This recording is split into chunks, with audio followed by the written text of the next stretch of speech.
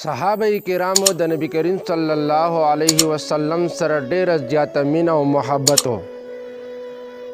په حدیث کې راځي د نبی کریم صلی الله علیه وسلم د اوداسه نه پاتې اوبه به صحابه کرامو په خپل ځان پورې هغه به یې راښکلې. نبی کریم صلی الله علیه وسلم ترې تپوس وکوئ دا عمل تاسو ولې کوئ، دا کار ولې کوئ؟ صحابه کرام ورته ویل د الله رسوله مونږ ستا سره مینه ده، کیدای شي چې د دې مینې په وجه زمون سره الله تعالی مینه او محبت وکړي.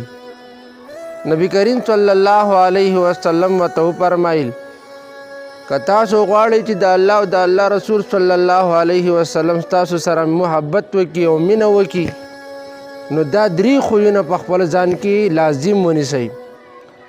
یو دا دی چې همیشه رښتیا وایئ، او دویم دا دی چې خپل امانتونو خیال ساتئ، او دریم دا دی چې د ګاونډي خیال ساتئ، ګاونډي ته تکلیف مه رسوئ.